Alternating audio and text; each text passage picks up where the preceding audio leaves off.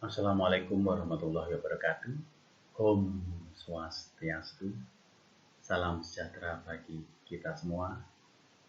Selamat siang bagi kita semua. Namo Buddhaya. Baik rekan-rekan sekalian, pada siang hari ini adalah merupakan pembuatan video saya yang pertama di YouTube channel kali ini. Dan kali ini rekan-rekan bahwa saya membuat video ini karena merupakan tugas dari Bapak Dekan atau dosen ekonomi. Bapak Dekan ekonomi yaitu Bapak Agus Ganesha Prayuda, SEMM PhD, yang beliau juga sebagai Dekan ekonomi di Universitas Udayana. Baik, pada kesempatan hari ini saya akan memperkenalkan diri. Nama saya Bambang Panji Trianggodo.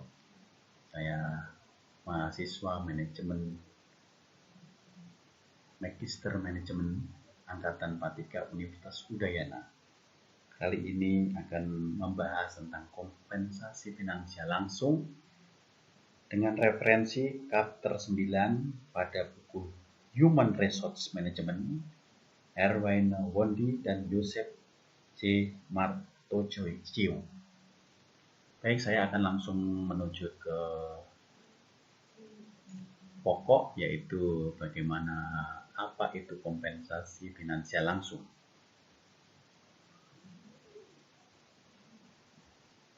Pengertian dari kompensasi finansial langsung adalah total dari seluruh imbalan yang diterima oleh para karyawan sebagai pengganti atas layanan mereka. Jadi total yang diterima atau merupakan imbalan ini yang diterima oleh karyawan sebagai pengganti atas layanan mereka itu disebut dengan kompensasi. Sedangkan tujuan umum dari pemberian kompensasi adalah untuk menarik, mempertahankan, dan memotivasi para karyawan. Sedangkan kompensasi itu sendiri dikelompokkan menjadi 3. Yang pertama adalah kompensasi finansial langsung. Yang kedua, kompensasi finansial tidak langsung. Yang ketiga, kompensasi non-finansial.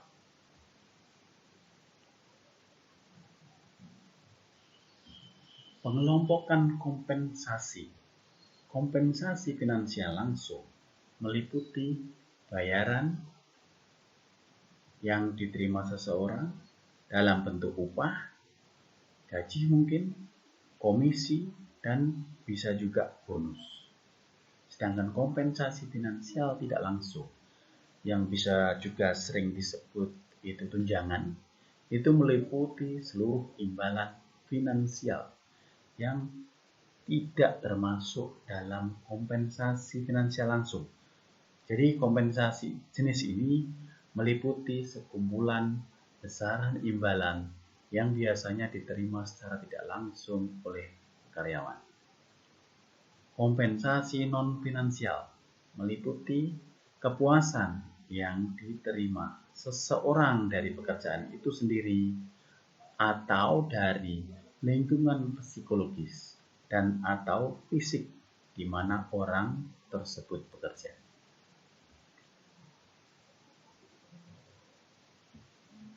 Komponen program kompensasi total meliputi lingkungan internal dan eksternal. Jadi kompensasi di sini terbagi atas finansial dan non-finansial. Finansial bisa langsung, tidak langsung, atau tunjangan. Bisa juga non-finansial berupa jabatan dan juga lingkungan kerja. Kita bahas satu-satu. Finansial langsung yaitu berupa upah, gaji, komisi, dan bonus. Ini diterima secara langsung. Finansial tidak langsung atau bisa juga berupa tunjangan atau disebut sebagai tunjangan. Bisa juga tunjangan wajib ataupun tunjangan tidak wajib. Tunjangan wajib bisa berarti bisa dijabarkan lagi menjadi jaminan sosial, tunjangan pengangguran, ganti rugi karyawan, cuti keluarga, dan pengobatan. Tunjangan tidak wajib bisa berupa bayaran untuk waktu tidak bekerja, perawatan kesehatan, asuransi, rancangan pensiun, rancangan opsi saham karyawan, tunjangan pengangguran tambahan, layanan karyawan, bayaran premium.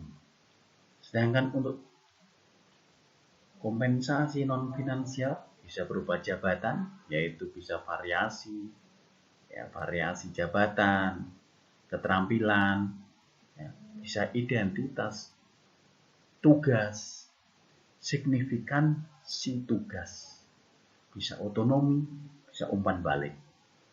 Sedangkan non-finansial berupa lingkungan kerja, yaitu adanya kebijakan yang baik, manajer berkemampuan, adanya manajer yang mempunyai kemampuan yang bagus, karyawan yang kompeten atau yang mumpuni atau profesional, rekan kerja yang bersahabat, simbol status yang pantas, kondisi kerja, fleksibilitas tempat kerja, flex time, minggu kerja dipadatkan, pembagian jabatan, telekomuting, kerja paruh waktu, lebih banyak kerja, lebih sedikit jam.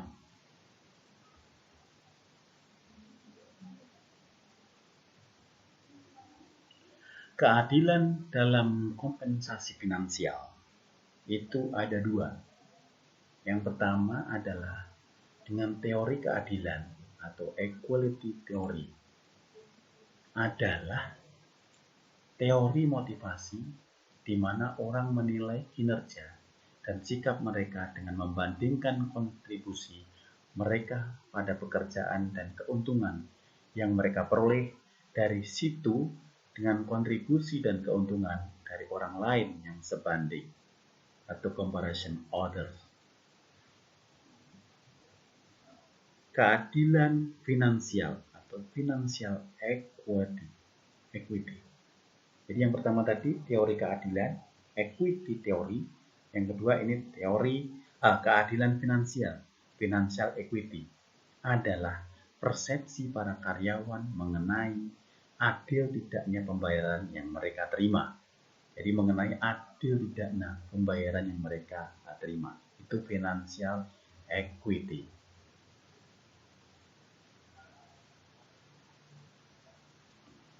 Keadilan dalam kompensasi finansial yaitu terbagi menjadi keadilan eksternal, external quality, itu terwujud ketika para karyawan sebuah perusahaan menerima bayaran yang sebanding dengan para karyawan yang menjalankan jabatan yang serupa di perusahaan-perusahaan lainnya. Survei kompensasi membantu organisasi-organisasi menentukan sampai sejauh mana terwujud keadilan eksternal.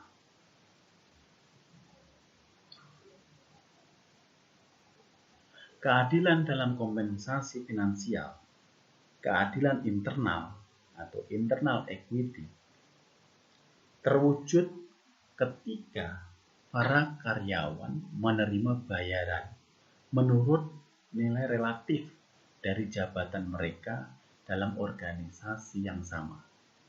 Evaluasi jabatan adalah alat utama untuk menentukan keadilan internal. Keadilan karyawan, employer equity, terwujud ketika orang-orang menjalankan jabatan yang serupa untuk perusahaan yang sama, menerima bayaran menurut faktor-faktor yang unik pada diri karyawan seperti tingkat kinerja atau senioritas.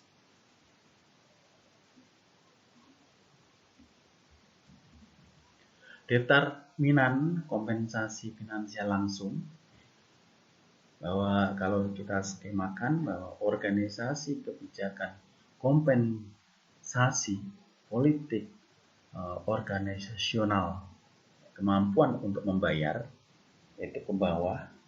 Kalau kita gambarkan itu adalah Kompensasi finansial individu, penetapan harga di sini ada jabatan. Kemudian apabila kita bagikan itu ke karyawan, karyawan dalam hal ini mereka akan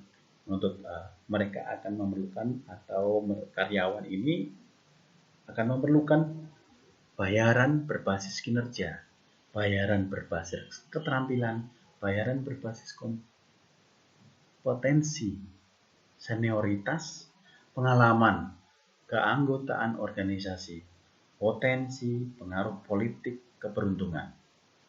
Kemudian pasar tenaga kerja akan ada survei kompensasi, kecocokan, biaya hidup, serikat pekerja, perekonomian, legislasi.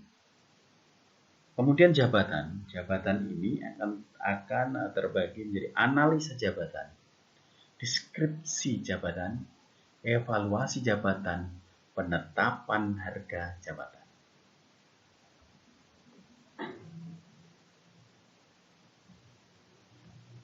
Organisasi sebagai determinan kompensasi finansial langsung. Di kebijakan kompensasi itu adalah pemimpin bayaran, pay leader, harga pasar, market rate, pengikut bayaran, pay follower, level organisasional, kemampuan untuk membayar.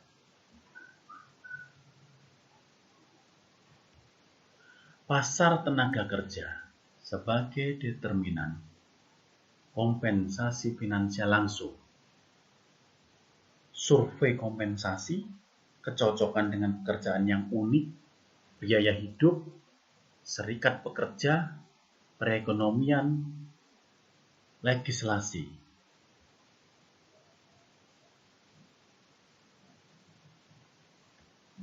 Survei kompensasi. Apa itu survei kompensasi? Adalah aktivitas untuk memperoleh data mengenai jumlah yang dibayar perusahaan-perusahaan lain untuk jabatan atau kelas jabatan tertentu dalam pasar tertentu, dalam pasar tenaga kerja tertentu. Organisasi-organisasi menggunakan survei untuk dua alasan dasar. Yang pertama, mengidentifikasi posisi relatifnya terhadap pesaing dalam pasar tenaga kerja. Yang kedua, mencari masukan guna menyusun anggaran dan struktur kompensasi.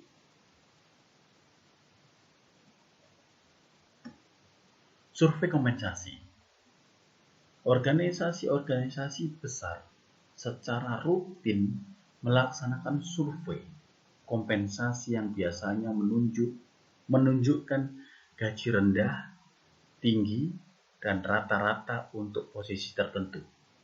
Terkadang harga pasar atau going rate disajikan dalam bentuk rentang persentil ke 25 hingga ke 75 dari bayaran untuk berbagai jabatan, bukan dalam bentuk titik bayaran tunggal yang spesifik. Rentang tersebut memberikan perkiraan mengenai jumlah yang dibayarkan perusahaan-perusahaan lain kepada para karyawan dalam berbagai jabatan.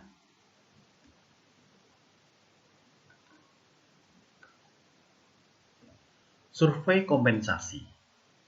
Kesulitan utama dalam melaksanakan survei kompensasi adalah menentukan jabatan-jabatan yang sebanding. Survei yang menggunakan deskripsi jabatan singkat jauh lebih sulit dijalankan dibandingkan survei yang memberikan deskripsi yang rinci dan komprehensif. Karena memperoleh data untuk seluruh jabatan dalam organisasi bisa jadi tidak mungkin. Survei kompensasi seringkali hanya menggunakan jabatan acuan, yaitu jabatan yang dikenal baik dalam perusahaan dan industri, serta jabatan yang dijalankan oleh sejumlah besar karyawan. Jabatan sebagai determinan kompensasi finansial langsung ada di sini, yaitu evaluasi jabatan, job evaluation, dan juga penetapan harga jabatan atau job pricing.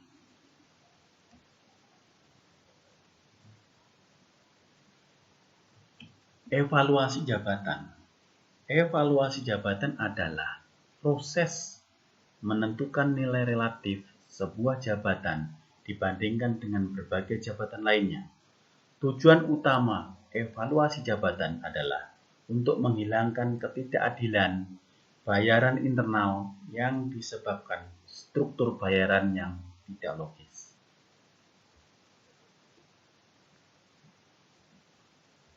Metode-metode evaluasi jabatan. Metode-metode evaluasi jabatan ini ada 4 metode. Yang pertama adalah metode peringkat. Yang kedua adalah metode klasifikasi. Yang ketiga adalah metode perbandingan faktor. Yang keempat adalah metode poin.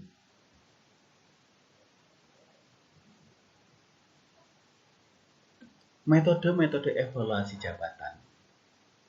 Yang pertama, metode peringkat. Metode peringkat yang dimaksud di sini adalah penilaian mempelajari deskripsi dari setiap jabatan yang dievaluasi dan menyusun jabatan-jabatan tersebut secara berurutan berdasarkan nilainya bagi perusahaan. Prosedurnya pada dasarnya sama dengan metode peringkat untuk mengevaluasi kinerja karyawan. Lihat unsur 9. Nanti hanya saja yang diperingkat adalah jabatan, bukan orang. Langkah pertama dalam metode ini, sebagaimana hanya dengan metode-metode lainnya adalah melaksanakan analisis jabatan dan menulis deskripsi jabatan. Metode-metode evaluasi jabatan. Metode klasifikasi.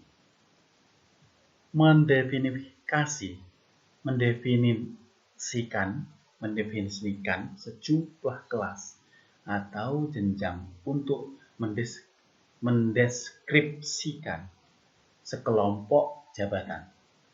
Para penilai membandingkan deskripsi jabatan dengan deskripsi kelas. Deskripsi kelas mencerminkan perbedaan di antara kelompok-kelompok pada berbagai level kesulitan. Deskripsi kelas yang paling mendekati deskripsi suatu jabatan menentukan klasifikasi untuk jabatan yang bersangkutan.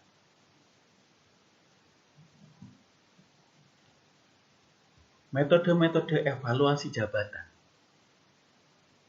Metode perbandingan faktor berasumsi bahwa ada 5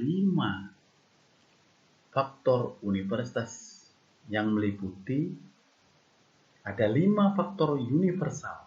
yang meliputi persyaratan mental, keterampilan, kemudian persyaratan fisik, tanggung jawab, dan kondisi kerja.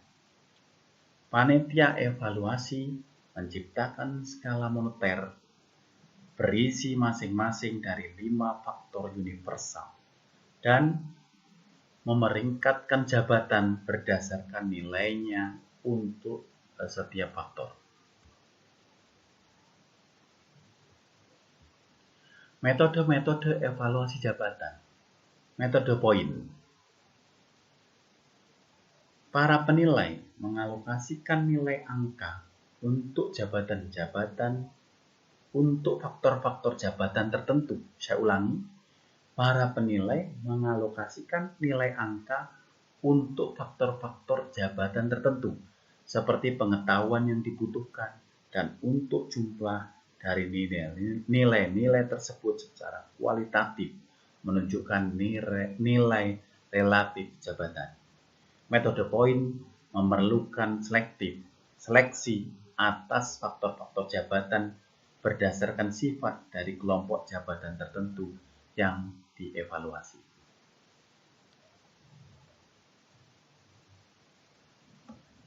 Contoh sistem poin.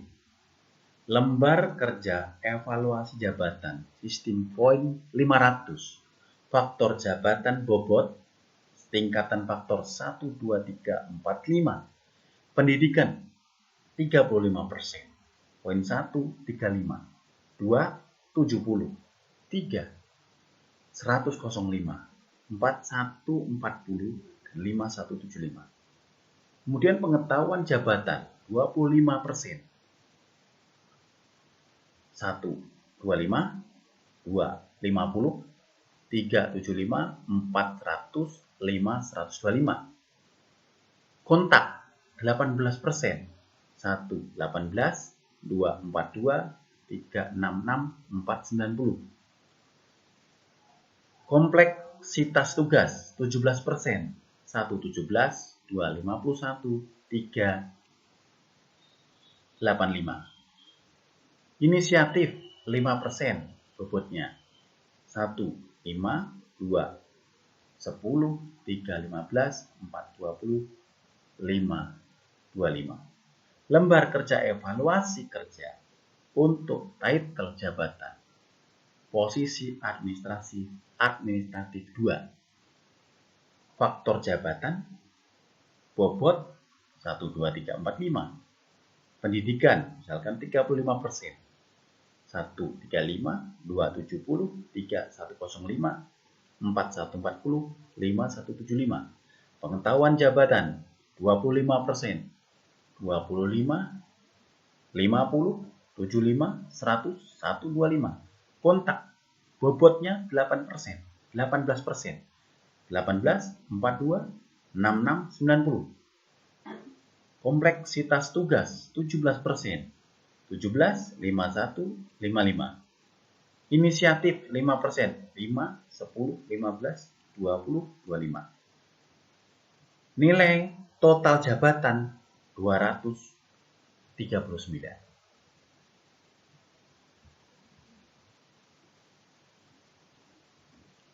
Contoh sistem poin. Faktor kontak.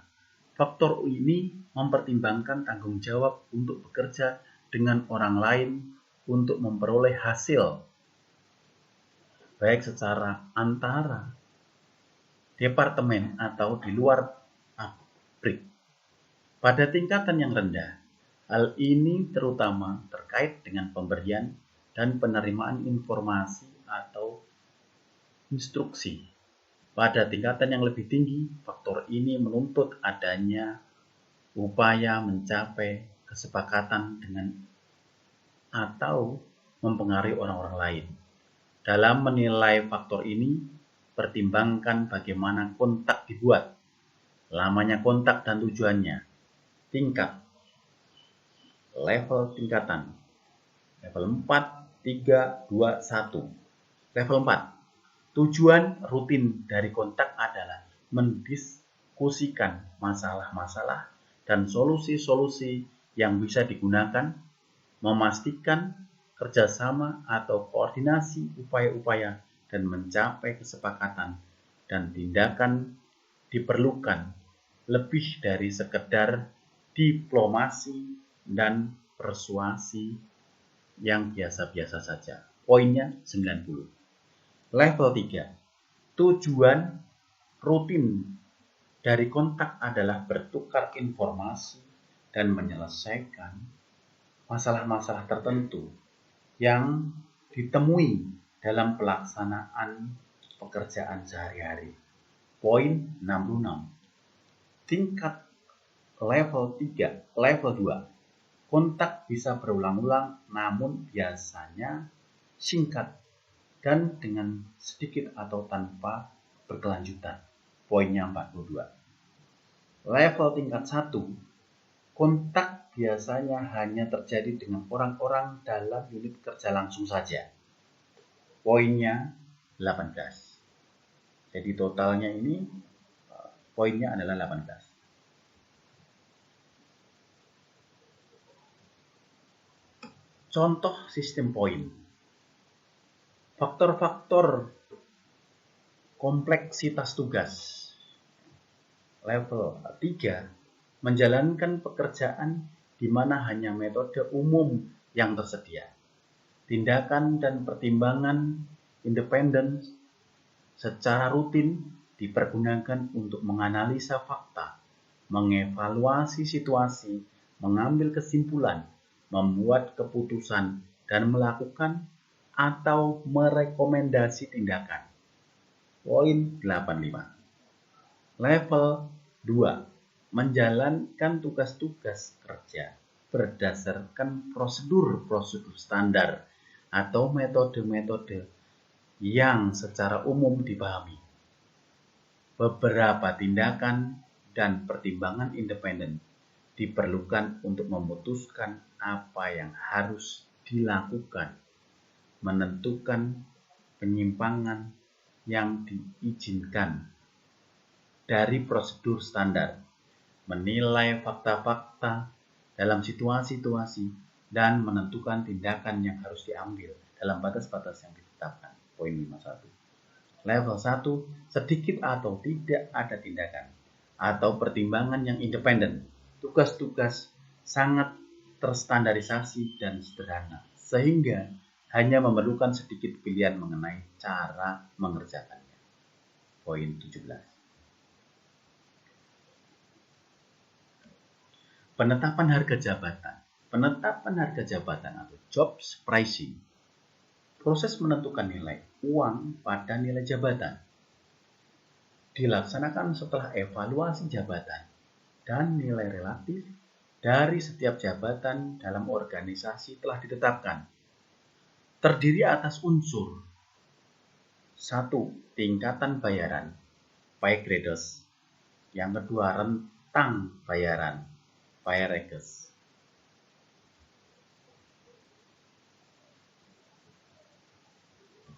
Penetapan jabatan, tingkatan bayaran, pay grades. Pengelompokan jabatan-jabatan serupa untuk menyederhanakan penetapan harga jabatan. Lebih mudah bagi organisasi untuk menetapkan harga 15 tingkatan bayaran dibandingkan 200 jabatan terpisah. Memetakan jabatan-jabatan pada sebuah diagram sebar, Setter diagram, dilakukan guna menentukan jumlah tingkatan-tingkatan bayaran yang tepat bagi perusahaan. Kurva upah atau kurva bayaran adalah penyelarasan titik-titik yang dipetakan untuk menciptakan kenaikan yang konstan di antara tingkatan-tingkatan jabatan.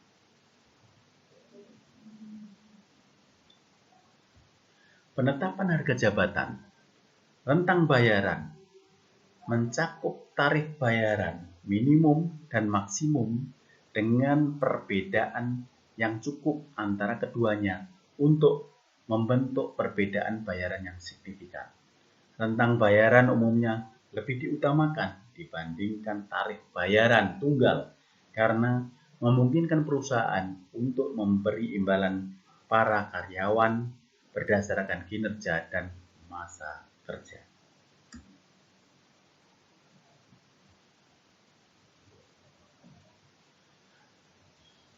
Tampilan diagram sebaran dari jabatan-jabatan yang telah dievaluasi beserta kurva upah, tingkatan bayaran, dan rentan bayaran. Kalau kita gambarkan secara utuh, itu kita membentuk kurva miring, ya, upah, ya.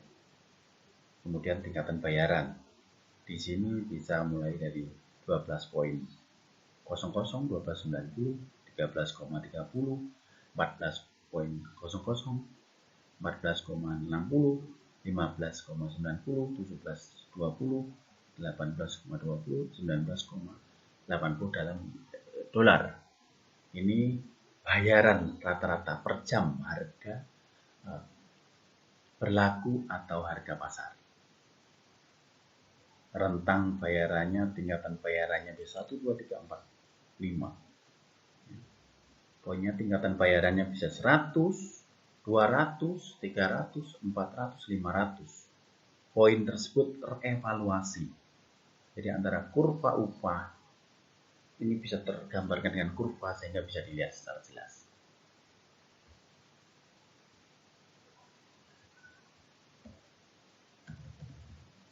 Tabel tingkatan bayaran dan rentang bayaran. Poin terevaluasi itu bisa 0 sampai 99. Tingkatan bayaran 1. Rentang bayaran dalam US dollar 12,00 atau 12 dolar. Minimum. Titik tengah 13,30 dolar. Maksimum 14,60 dolar. 100 sampai 199 tingkatan bayaran 2, minimum 13,30 dolar. Titik tengah 14,60 dolar, maksimum 15,90 dolar. 200 sampai 299 tingkat bayaran 3, minimum 14,60 dolar. Titik tengah 15,90 dolar, maksimum 17,20 dolar. 300 sampai 399. Tingkat bayaran 4, minimum 15,90 dolar. Titik tengah 17,20 dolar, maksimum 18,50 dolar. Poin terevaluasi 400 sampai 500. Tingkat bayaran 5. Rentang bayaran minimum 17,20 dolar, titik tengah 18,50 dolar, maksimum 19,80 dolar. Tersebut adalah tabel tingkatan bayaran dan juga rentang bayaran.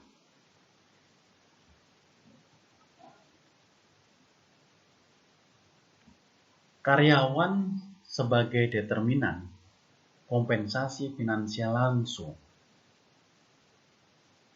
yaitu terdiri dari kinerja jabatan, yaitu bayarannya berbasis kinerja, keterampilan, bayarannya berbasis keterampilan, kompetensi,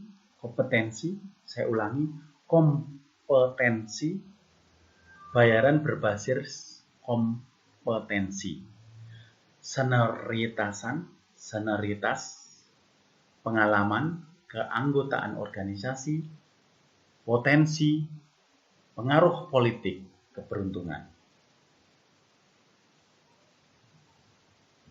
Bayaran berbasis kinerja, dasar pemikiran untuk kompensasi yang umumnya bisa dikendalikan oleh para karyawan adalah kinerja jabatan mereka. Tujuan dari bayaran berbasis kinerja adalah untuk meningkatkan produktivitas. Jenis-jenis bayaran berbasis kinerja: merit pay, bayaran variabel atau bonus pays work.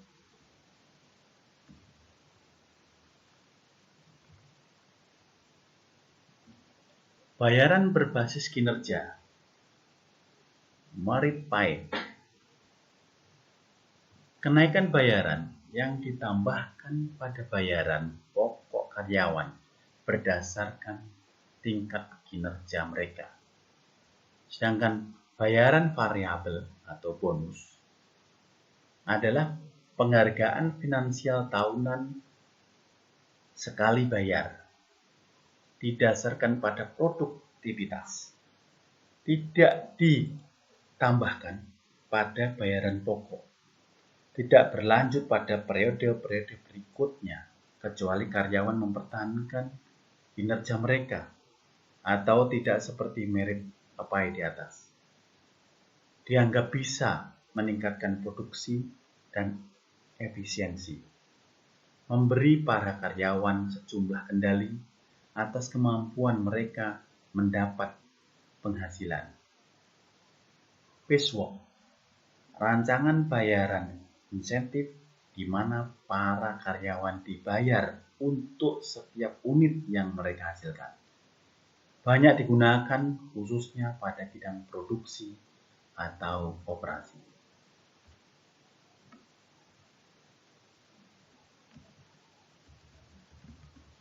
Bayaran berbasis keterampilan atau skill basis pay. Sistem yang memberi imbalan pada karyawan untuk keterampilan dan pengetahuan mereka yang berhubungan dengan jabatan, bukan untuk titel jabatan mereka.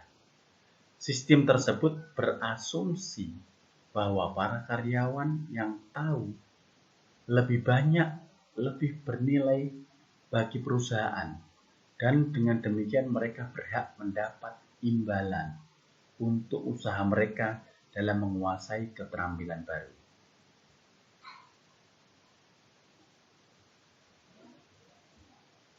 Bayaran berbasis kompetensi. Saya ulangi, bayaran berbasis kompetensi. Kompetensi based pay adalah rancangan kompensasi yang memberi imbalan karyawan untuk kemampuan yang mereka capai. Kompetensi mencakup keterampilan, namun juga melibatkan faktor-faktor lain seperti motif, nilai, sikap, dan konsep diri yang bisa dikaitkan dengan kinerja yang lebih baik.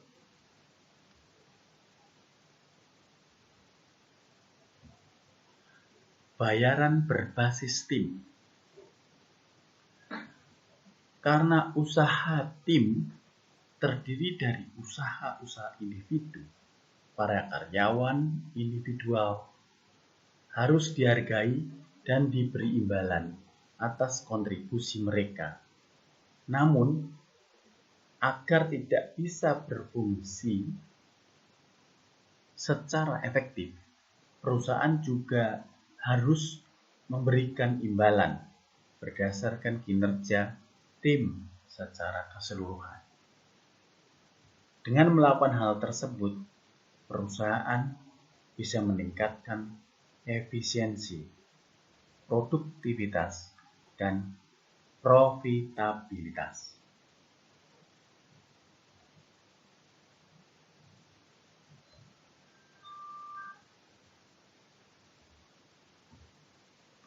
Rancangan bayaran lingkup perusahaan atau bisa disebut company-wide pipeline. Organisasi-organisasi biasanya mendasarkan rancangan bayaran lingkup perusahaan berdasarkan produktivitas perusahaan, penghematan biaya, profitabilitas.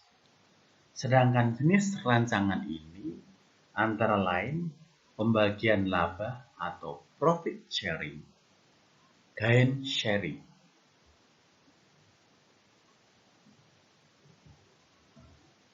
Rancangan bayaran lingkup perusahaan, company-wide pipeline, pembagian laba atau profit sharing, mendistribusikan persentase yang terlebih dahulu ditetapkan dari laba perusahaan kepada karyawan. Digunakan untuk mengintegrasikan kepentingan para karyawan dengan kepentingan perusahaan, dapat membantu dalam merekrut, memotivasi, dan mempertahankan karyawan yang biasanya meningkatkan produktivitas.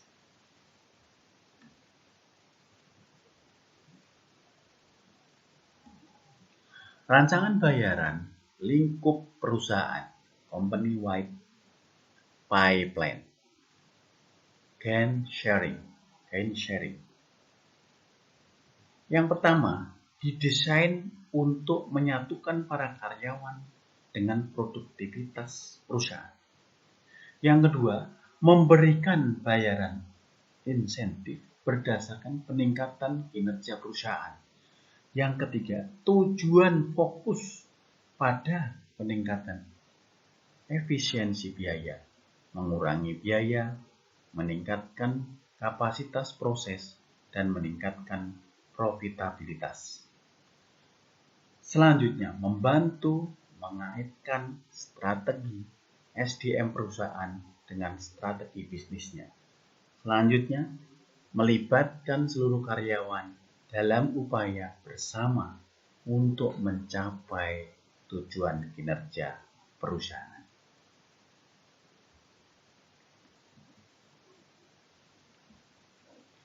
Referensi Modi RW 2008, Manajemen Sumber Daya Manusia, edisi ke-10, terjemahan Jakarta Penerbit Erlangga.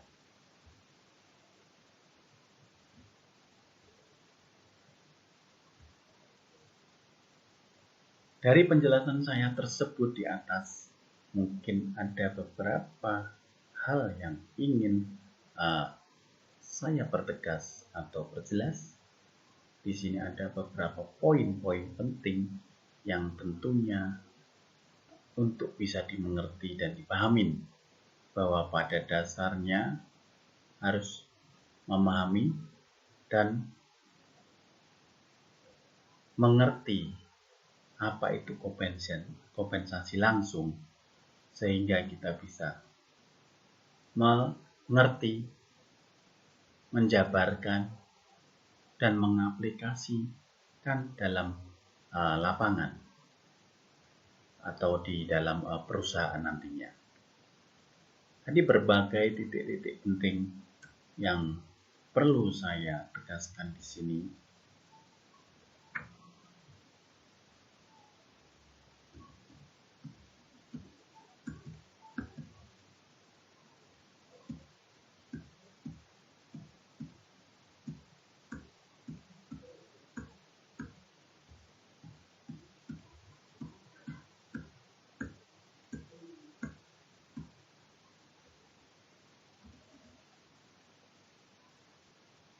Akan banyak pertanyaan mungkin dari rekan-rekan sekalian terhadap penjelasan-penjelasan yang sudah saya sampaikan. Di sini tentunya kita juga memiliki keterbatasan, namun demikian semua pertanyaan-pertanyaan kita akan jawab dengan baik, dan kita akan menjawabnya juga dengan mengkaji dan juga berdiskusi dengan teman-teman tentunya, dan juga membuka referensi tambahan untuk menjawab pertanyaan apabila ada pertanyaan-pertanyaan lain yang tentunya dari rekan-rekan sekalian akan menanyakan tentang hal tersebut. Di sini tadi kami sudah menjelaskan apa itu kompensasi dari awal sampai akhir, metode-metode dan sebagainya. Di sini penekanan dari saya bahwa kompensasi ini sangat penting.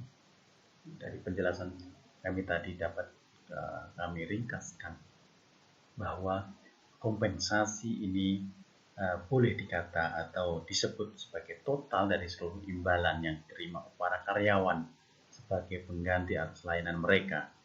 Jadi layanan yang ada itu memperoleh kompensasi. Tadi dijelaskan bahwa tujuan kompensasi adalah memberikan motivasi para karyawan, sehingga dengan motivasi ini tentunya karyawan akan bekerja lebih bagus, akan meningkatkan kinerjanya, dan akan tertarik dan akan bertahan atau mempertahankan diri di suatu perusahaan tersebut. Tadi kompensasi dikelompokkan jadi kompensasi tidak langsung, kompensasi langsung, kompensasi tidak langsung, kompensasi non finansial. Kemudian secara tadi pengelompokan ada pengelompokan kompensasi finansial langsung, kompensasi finansial tidak langsung, dan kompensasi non finansial. Ini saya sudah rasa cukup jelas. Kemudian kompensasi program tadi Komponen program kompensasi tadi meliputi lingkungan internal dan eksternal, yaitu tadi finansial langsung, finansial langsung, finansial jabatan, kompensasi non finansial jabatan, dan lingkungan kerja.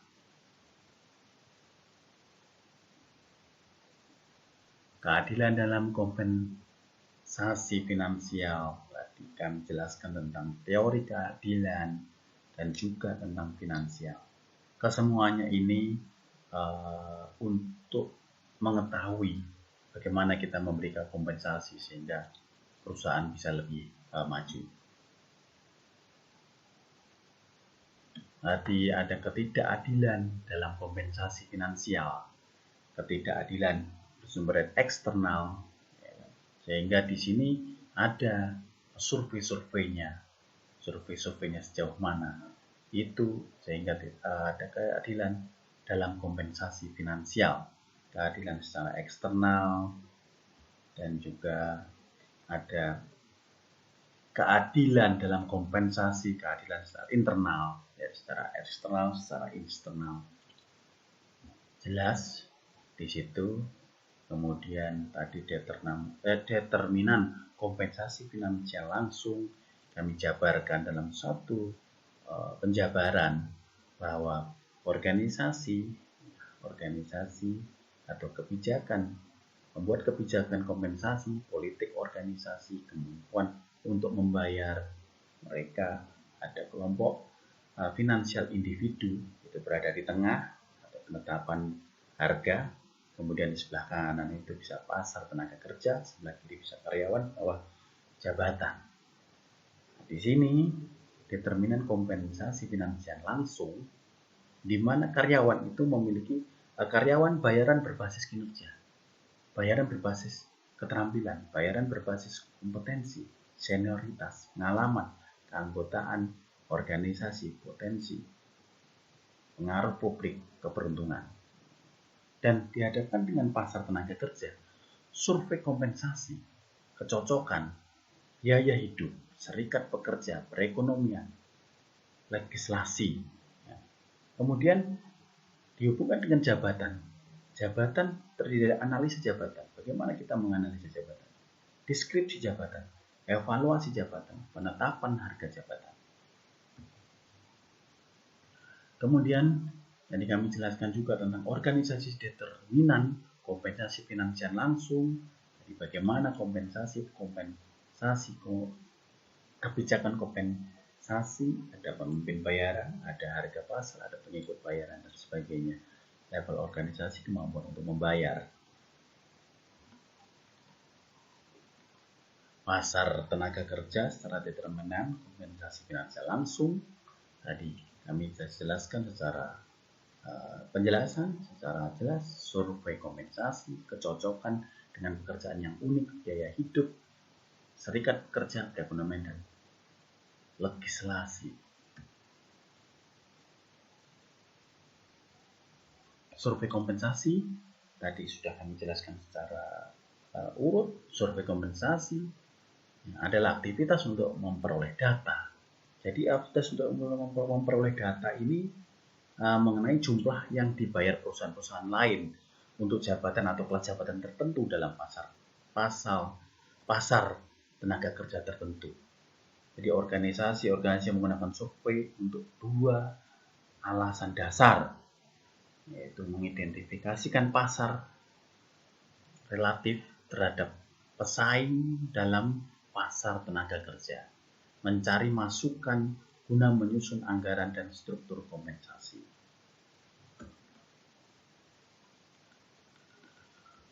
Tadi survei kompensasi, organisasi besar secara rutin melaksanakan survei kompensasi.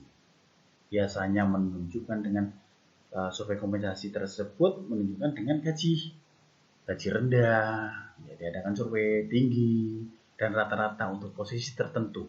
Dan terkadang harga pasar atau going rate disajikan dalam bentuk rentang persentil ke 25 hingga ke 75 dari bayaran untuk berbagai jabatan, bukan dalam bentuk titik bayaran tunggal yang spesifik. rentang tertentu memberikan pikiran-pikiran mengenai jumlah yang dibayarkan perusahaan-perusahaan lain kepada para karyawan dalam berbagai jabatan. Tadi kami jelaskan juga survei kompensasi, kesulitan utama dalam melaksanakan survei kompensasi, dalam menentukan jabatan-jabatan sebanding, karena memperoleh data untuk seluruh jabatan dalam organisasi bisa jadi tidak mungkin. Survei kompensasi seringkali hanya menggunakan jabatan acuan, yaitu jabatan yang dikenal baik dalam perusahaan dan industri, serta jabatan yang dijalankan oleh sejumlah besar karyawan. Jabatan sebagai determinan kompensasi finansial langsung, kami jelaskan tadi evaluasi jabatan, job evaluation ini sangat penting. Kemudian juga penetapan harga jabatan.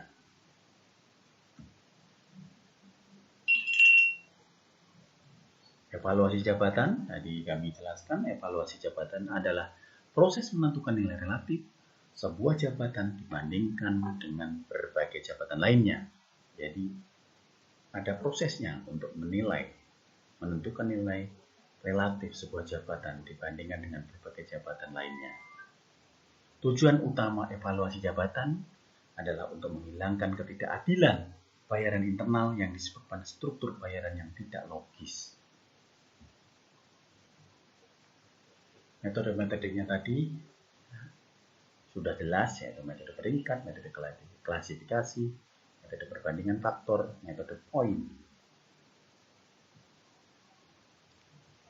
Metode-metode evaluasi jabatan tadi, metode peringkat, kita jelaskan secara implisit, semua metode peringkat, yaitu penilaian, mempelajari deskripsi dari setiap jabatan yang dievaluasi dan menyusun jabatan-jabatan tersebut secara beruntun berdasarkan nilai bagi perusahaan. Prosedur pada dasarnya sama dengan metode peringkat untuk mengevaluasi kinerja karyawan. Lihat handut 9. Hanya saja yang diperingkat adalah jabatan, bukan orang. Langkah pertama adalah metode ini. Sebagaimana halnya dengan metode-metode lainnya, adalah metode analisis jabatan dan metode deskripsi jabatan. Metode evaluasi jabatan tadi sudah jelas. Metode klasifikasi mendefinisikan sejumlah kelas atau jenjang untuk mendeskripsikan sekelompok jabatan. Para penilai membandingkan deskripsi jabatan dengan deskripsi kelas. Deskripsi kelas mencerminkan perbedaan di antara kelompok-kelompok pada berbagai level kesulitan. Deskripsi kelas yang paling mendekati deskripsi suatu jabatan menentukan klasifikasi untuk jabatan yang bersangkutan. Metode-metode evaluasi jabatan tadi kita jelaskan, dan sekarang kita ringkas bahwa metode perbandingan faktor berasumsi bahwa ada 5 faktor universal yang meliputi persyaratan mental, keterampilan, persyaratan fisik, tanggung jawab, kondisi kerja. Panitia evaluasi menciptakan skala moneter berisi masing-masing dari 5 faktor universal dan memeringkatkan jabatan berdasarkan nilainya untuk setiap faktor. Metode-metode evaluasi jabatan, metode poin. Para penilai mengalokasikan nilai angka untuk faktor-faktor jabatan tertentu seperti pengetahuan yang dibutuhkan dan jumlah dari nilai-nilai tersebut secara kuantitatif. Kuantitatif menunjukkan nilai relatif jabatan. Metode poin memerlukan seleksi atas faktor-faktor jabatan berdasarkan sifat dari kelompok jabatan tertentu yang dievaluasi.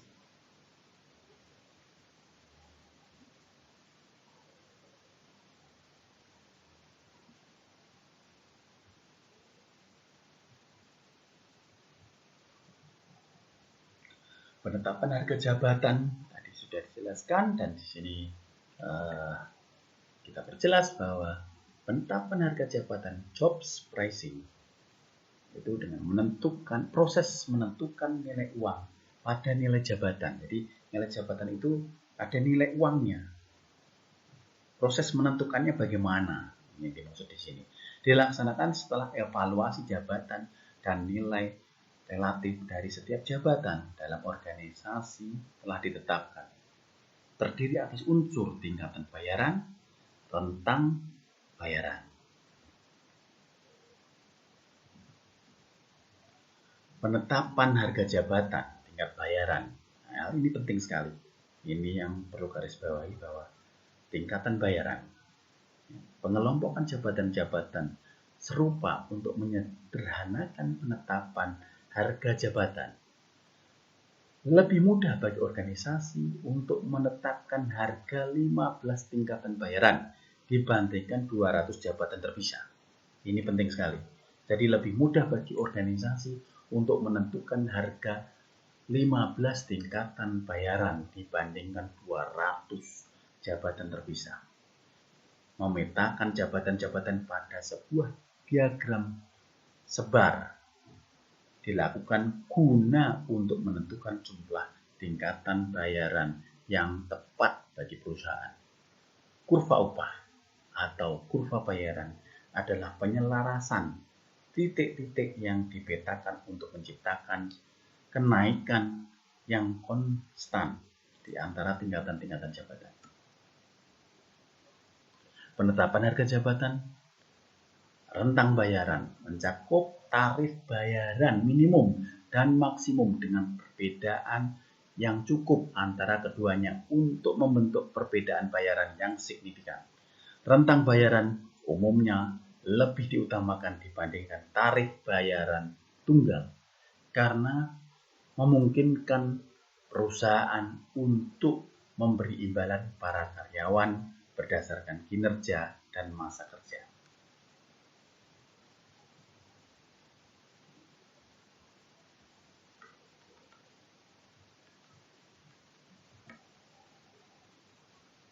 Karyawan sebagai determinan kompensasi finansial langsung, kinerja jabatan, bayaran berbasis kinerja, keterampilan berbasis bayaran berbasis keterampilan, kompetensi bayaran berbasis kompetensi, senioritas, pengalaman keanggotaan organisasi, potensi pengaruh politik, keberuntungan. Bayaran berbasis kinerja, dasar pemikirannya dijelas. Jenis bayaran berbasis kinerja, merit, bayaran variabel, pitchwork.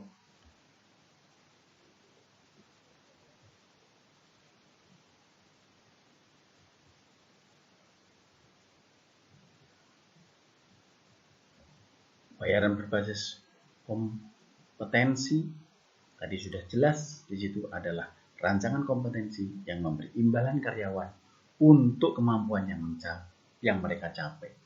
Kompetensi mencakup keterampilan, namun juga melibatkan faktor-faktor lain seperti motif, nilai sikap, dan konsep diri yang bisa dikaitkan dengan kinerja yang baik.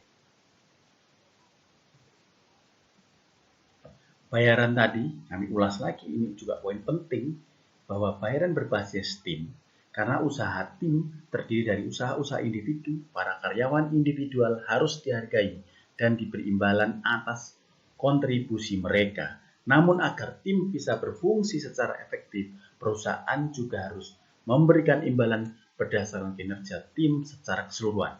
Dengan melakukan hal tersebut, perusahaan bisa meningkatkan efisiensi, produktivitas, dan profitabilitas.